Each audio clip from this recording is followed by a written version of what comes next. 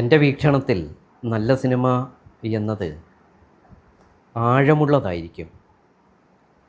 ആഴമുള്ള സിനിമകൾ, ജീവിതഗന്ധിയായ സിനിമകൾ, ജീവിതത്തിൻ്റെ ആഴത്തിൽ നമ്മളെ ചിന്തിപ്പിക്കുന്നത്. ഈ ആഴമുള്ളത് നമ്മളെ ധ്യാനാത്മകമാകും. ഈ ധ്യാനാത്മകം ആക്കുക അല്ലെങ്കിൽ ധ്യാനത്തിലേക്ക് നമ്മളെ കൊണ്ടുപോകുക എന്ന് പറയുന്നത് അത് നമുക്ക് മുക്തി തരും. അതാണ് ഇന്ത്യൻ ഫിലോസഫി പോലും പറയുന്നത്.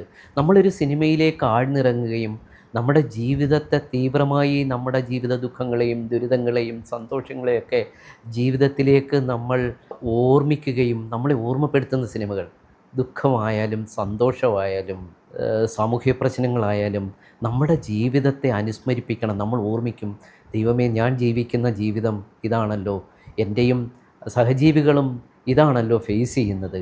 നിസ്സാര കാര്യത്തിന് കൊലപാതകം ചെയ്യുകയും കൊല്ലുകയും യുദ്ധം തന്നെ ഇപ്പോഴും നമ്മൾ അഭിമുഖീകരിക്കുന്നൊരു വിഷയമാണ്. നമ്മൾ IFFI കണ്ടിട്ടുള്ള മിക്കവാറും എല്ലാ സിനിമകളും അരുങ്കൊല ചെയ്യുന്ന കഥകളാണ് പറയുന്നത്. അരുങ്കല ഇപ്പോഴത്തെ കണക്ക് അരുങ്കല കാട്ടുകയല്ല, ആ അരുങ്കലയുടെ പ്രശ്നങ്ങളാണ് അവർ സംസാരിക്കുന്നത്. രാഷ്ട്രീയമായാലും മതപരമായാലും ജീവിത പ്രശ്നങ്ങളായാലും വംശീയ പ്രശ്നങ്ങളായാലും അതിനെ ചർച്ച ചെയ്യിക്കാൻ നമ്മളെ അനുവദിക്കുന്നത്. അതാണ് ഞാൻ പറഞ്ഞ ആഴത്തിലുള്ളത്. അത് നമ്മൾ കണ്ട് മറന്നു പോകുന്നതല്ല.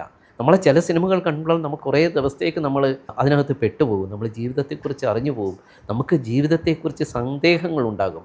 അതിനെ എങ്ങനെ പ്രതിഫലം ഉണ്ടാക്കാമെന്നൊക്കെ നമ്മളെ പ്രേരിപ്പിക്കുന്ന സിനിമകൾ, ആഴത്തിലുള്ള സിനിമകൾ കാണുക. ഈ മാസ് തട്ടുപൊളിപ്പൻ പടങ്ങളൊക്കെ അവിടെ വെച്ച് തീരും, വീട്ടിൽ കൊണ്ടുപോകാനൊന്നുമില്ല. പക്ഷേ കൊലപാതകിയാക്കിയും അതുപോലെ വഞ്ചകനാക്കിയും അമ്മയെ കൊല്ലിയാക്കിയും കാമുകിയെ കൊല്ലിയാക്കിയൊക്കെ മാറ്റുന്ന സിനിമകളിൽ ആഴത്തിൽ നമ്മെ ചിന്തിപ്പിച്ച് നമ്മളെ വേദനപ്പെടുത്തുകയും നമ്മുടെ ജീവിതത്തിൻ്റെ അടിസ്ഥാന തത്വം എന്താണെന്നും നമ്മൾ ആരാണെന്നും ഒക്കെ നമ്മളെ ചിന്തിപ്പിച്ച് ധ്യാനാത്മകമായി നമുക്ക് മുക്തി തരുന്ന സിനിമകളാണ് ഇനി ഉണ്ടാകേണ്ടതും നമ്മൾ കാണേണ്ടതും.